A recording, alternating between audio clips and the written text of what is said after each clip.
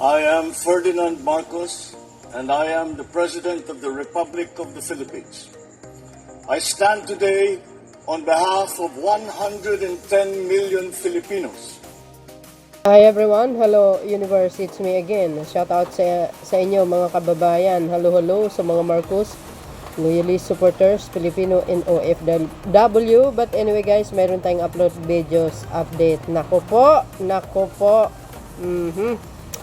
Well, I think para sa akin pwede rin, no? Pero ewan ko sa iba. But siyempre mga kababayan, kayo guys, ano po ang kapalagayan nyo? Agree ba kayo o disagree? Basahin ko ito para kumpleto, detalyado. But before that, shout out sa mga Marcos loyalists, supporters, Filipino and OFW. Basahin ko pa sa inyo, no? So, agree or disagree kayo dito? Kung agree kayo, no? Siyempre, malamang mangyayari ang magandang mangyayari. Ito guys, okay? Today is July 18, 2025. Operasyon ng Facebook sa Pinas or Pilipinas posibleng masuspindi. Sabi po ng DICT, agay, paktay tayo day. Posibleng umanong masuspindi ang operasyon ng Facebook sa Pilipinas sa gitna ng pagkalat ng defect at fake news sa nasabing social media platform. Ito ang hinayag ni Department of Information and Communication Technology, which is ang DICT, Secretary Henry Agoda. Ayon kay Agoda, nagpadala na ang DICT ng liham sa Facebook upang trabahuin ng social media platform ang pagpakalat ng defect at fake news. Agay! Guys, ano po ang masasabi niyo po dito? Sang-ayon ba kayo? Sabi ko nga, disagree or agree? Sabi pa ni Agoda, hindi na nabago ang hinihingi nila dahil dati na nilang ito hiniling sa Facebook. Agoy. Well guys, sa akin naman, sa totoo lang, kung ito po ay nakakatulong, bakit hindi, di ba? Pero kung ano po ang desisyon ng pamahalaan, doon lang po ako. Ngayon, kung sinasabi dito, dati na lang hinihiling ito, sa Facebook, hindi na tayo magtaka dahil nga dito sa mga nagpapakalat ng fake news.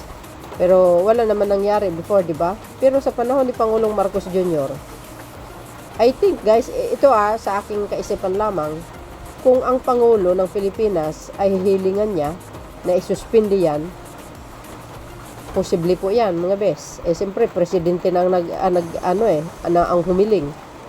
'Di ba? Mangyari talaga ang mangyayari. Ay ganyan ang nangyayari sa atin kasi mismo tayo, no? Kapwa nating mga Pilipino ang mismo ang nagpapasara if ever magsara ito. 'Di ba? Sinong may kagagawan? Siyempre, real talk tayo, DDS. Yan, si Tiglao, si Sara. Pinagmula ng fake news dahil nga dito sa issue ni Madam Lisa Marcos, ni First Lady. 'Di ba? Sila po ang nagsasabi niyan. Pero dahil dumating naman ang totoong police report ng Beverly Hills, ayan po ay PK. Kumbaga dinoktor lang ng mga salot sa lipunan. So ito, no, sa issue na ito, guys, kung yun ang naisin ng pamahalaan, sara itong Facebook, wala tayong magagawa. O kahit sabihin mo mag-react tayo ng mag-react, anong magagawa natin, di ba? If ever lang, halimbawa lang, kung magsara ang Facebook, kasalanan po yan ng mga DDS. Sila naman nagpapakalat ng fake news sa bansa. Sino pa nga ba? Kung ang source nyo lang kasi, kung si Maharlo Kaluka, lahat kayo timang, mga dialysis, di ba? Kasi ano yun isa sa mga reyna ng fake news, gawa-gawa, istorya yung pinagkakalat niya sa social media. Ang dami kayong kaso. Dapat nga ito Ako lang ang si Madam Lisa Marcos, si First Lady. talaga namang may kalalagyan talaga sa akin yan eh. O, di ba? Dahil naman malakas ang ebidensya laban sa kanya. Kaya para sa akin, mga kababayan, edi kung ano pong desisyon ng pamahalaan, wala tayong magagawa. Posible pa lang naman, hindi pa naman sinabi na isasara. Posible, 'di ba? So, abangan po natin ang magiging resulta nito kung anong mangyayari sa Facebook. Nako. Oh, 'di ba? Tapos ngayon pag sinara ang Facebook, pupunta na naman sila sa TikTok. Oh, 'di ba? Pero sa TikTok kasi pwede mong i-report 'yung mga 'yun eh. Madali lang sila madaling i-report. Pag nagpakalat sila ng fake news. Kasi kung pag nag-report ka doon, 100 na magre-report para i-take down yung video na yun, si TikTok talagang tinitake down niya eh. Sa Facebook, medyo mahirap mga beses. Oh, kaya, well, let's see. Ito yung mga nagko-komento. Sabi dito, huwag naman, sana masuspindi. Malaking tulong ito dahil sa original na balita. Sa TV, wala nang ginagawa, kundi sumunod na sa maling balita, katulad na lang ng eleksyon, napakahalaga ng social media. Dahil sa patuloy sa paglaban ng pandaraya sa eleksyon, katulad na ginawa ni George walang pandaraya, as in, wala kayo.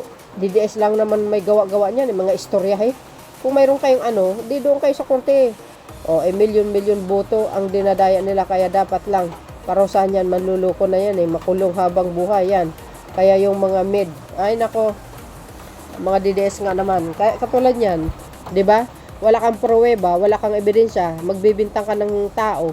'Di ba? 'Yun ang mahirap sa mga tao. Hindi sila marunong, hindi naman sila abogado, guys, pero banat sila ng banat. Hindi nila alam ang buong kakatotohanan. Mas magaling pa sila no? Kaya kay Commissioner Garcia, mas magaling pa sila. Ayun ay abogado. Ito hindi mga abogado kay walang alam. Sabi ko nga. Magagalit ang DDS pero konti lang naman sila. Kaya nga Yun goods na goods po yan. Marami kasi ngayon sa nasweldo para manira ng gobyerno. FB scam platform ay nagagamit sadya sa mga propaganda. Linlangin ang mga tao, guluhin ang gobyerno. Tama. Totoo yun. Ito pa. For those who are spreading fake news, yun ang dapat suspindihin at huwag idamay lahat. That's an unfair decision. Marami maapektuhan. If siya lose the fertens about my advocacies ng pets na nangangalaga ng mga hayop, nangangailangan ng kalinga. Agay. Wala na kasing nauuto ang mainstream media. Alam nyo, may kagagawa lang talaga dito sa mga nagpapakalat ng fake news. Itong mga dilis na ito, sila lang talaga ang salot Real talk tayo. Yan na naman talaga nakikita natin.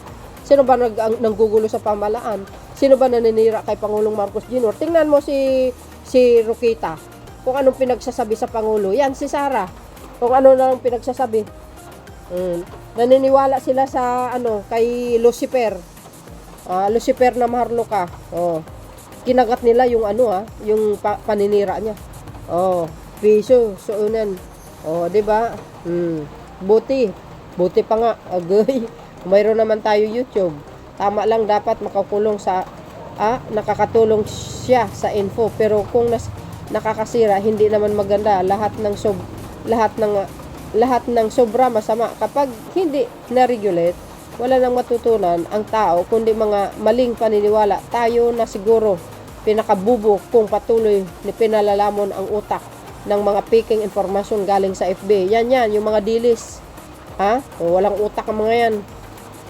Sorry to say, kasi yun na nakikita sa social media. Sino bang nagpapakalat ng fake news? Di ba? Sila lang naman. Dami kasi vloggers at content creators na creator ng fake news. Ang daming trolls para mag-spread ng disinformation.